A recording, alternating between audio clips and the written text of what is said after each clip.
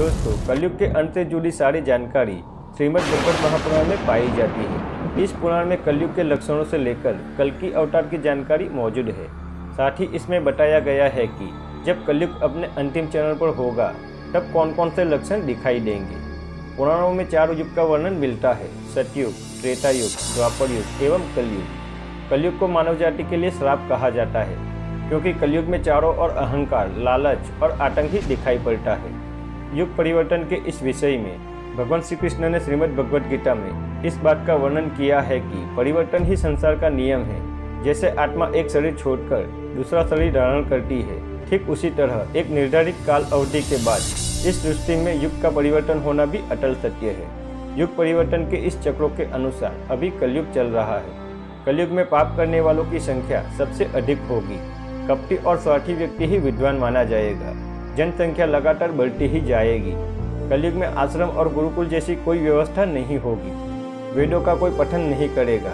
शिष्य गुरु का आदर नहीं करेंगे। पुत्र अपने पुत्र धर्म का पालन नहीं करेंगे, जिसके कारण वृद्धाश्रम की संख्या बढ़ जाएगी। कलयुग दिखावे का युग होगा। लोग सिर्फ दूसरों के सामने अच्छा दिखने के लिए धर्म कर्म के कार्य करेंगे। पृथ्वी पर ज्यादातर भ्रष्ट लोग रहेंगे। सत्ता या शक्ति हासिल करने के लिए किसी को मारने से भी पीछे नहीं हटेंगे। महर्षि व्यास जी बताते हैं कि जब वेद पुराण की बातें छोड़कर पाखंड में लोगों की रुचि बढ़ जाएगी, तब ऐसा मान लेना कि कलयुग का प्रकोप बढ़ रहा है। कलयुग में ऐसे रोग पाए जाएंगे जिसका कोई तोड़ नहीं होगा।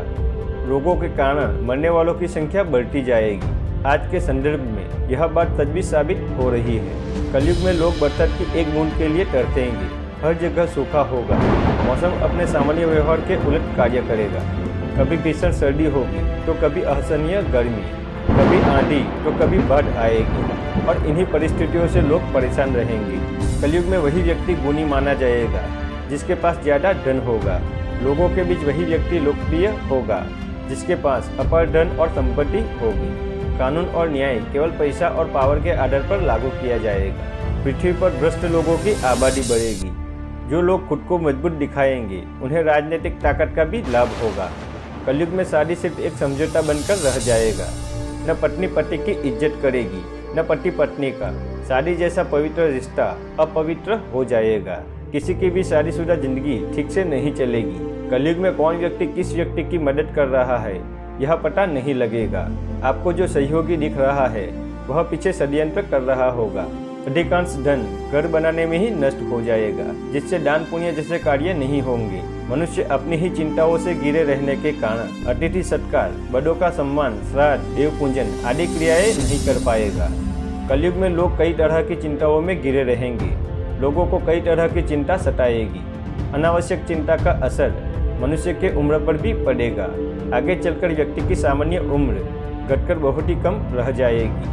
कलयुग में अकाल मृत्यु का सामना करना पड़ेगा। इंसान की मृत्यु बहुत ही बुरी और पीड़ादायक होगी। यह बात आज के संदर्भ में सच भी प्रतीत हो रही है, क्योंकि आजकल लोगों की औसत आयु बहुत ही कम हो गई है। जो व्यक्ति कलयुग में रिश्वत देने या धन खर्च करने में सक्षम नहीं हो पाएगा, उसको ठीक न्याय नहीं मिल पाएगा। परंतु जो व्यक्ति चतुर और स्वार्थी होगा, उसको ही सबसे ज्यादा विद्वान माना जाएगा। कलयुग में राजा चोर जैसा और चोर राजा जैसा बर्ताव करेंगे। सबको सिर्फ और सिर्फ धन की ही अभिलाषा होगी। कलयुग में एक ऐसा समय आएगा जब पुरुष स्त्रियों के अधीन हो जाएगा और स्त्रियां ही घर पर राज करेगी। पुरुषों की हालत एक नौकर जैसी हो जाएगी। स्त्रियां गुरुजनों एवं पति की आज्ञा का पालन नहीं करेगी। भाई भाई के बीच शत्रुता चरम पर होगी। स्त्री और पुरुष दोनों ही अधर्मी हो जाएंगे। दोनों ही विवाह धर्म का पालन नहीं करेंगे। विवाह जैसा पवित्र रिश्ता परिवार चलाने के लिए न होकर सिर्फ एक समझौता से किया जाएगा। कलयुग के अंत समय में बड़े बड़े भयंकर परमाणु युद्ध होंगे। भारी वर्षा, प्रचंड आंधी और जोरों की गर्मी पड़ेगी। कोई भी सत्य और ईमानदारी पर भरोसा नहीं करेगा। हर कोई बुरे कर्मों में लिप्त रहेगा। कोई भी महिलाओं एवं लड़कियों का सम्मान नहीं करेगा। कानून केवल पैसों वालों की तिजोरी में ही बंद रहेगा। संतान अपने माता पिता को बहिष्कार कर उन्हें अकेला छोड़ देगी। दोस्तों, ये थी कलयुग से जुड़ी कुछ बातें जिनके लक्षण आज हम अपने आसपास देख भी रहे हैं। जैसे जैसे कलयुग का प्रकोप बढ़ता जाएगा, वैसे वैसे सारी बुराइयां लोगों में आने लगेगी। लेकिन जो प्रभु की भक्ति करता रहेगा वह हमेशा सभी बुराइयों से बचा रहेगा। घोर कलयुग में वो दौर भी आएगा जब चारों ओर पाप ही पाप होंगे, तब ऐसी विनाशकारी शक्तियों का अंत करने और निर्बलों की रक्षा करने के लिए भगवान विष्णु कलयुग के अंतिम चरण में कल्कि अवतार लेकर पापियों का विनाश करेंगे और सतयुग का प्रारंभ होगा। दोस्तों, समय चक्र घूमता रहता है।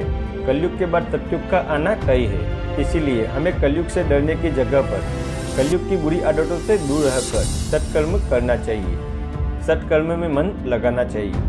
श्रीमद् भगवद गीता में भगवान श्री कृष्ण द्वारा बताए हुए मार्ग का चयन करते हुए हमें अपने धर्म के अनुसार अच्छे कर्म करना चाहिए, ताकि हमारे जीवन में कलयुग का नहीं बल्कि परमात्मा का प्रभाव हो। इस तरह से हम कलयुग के प्रकोप से खुद को और अपने आसपास के लोगों को बचा सकते हैं। दोस्तों, कलयुग से जुड़ी बातें आपको पसंद आई हो तो लाइक करें, कमेंट बॉक्स में अपना सुझाव जरूर लिखें और ऐसे ही वीडियो की जानकारी के लिए हमारे चैनल को सब्सक्राइब करें।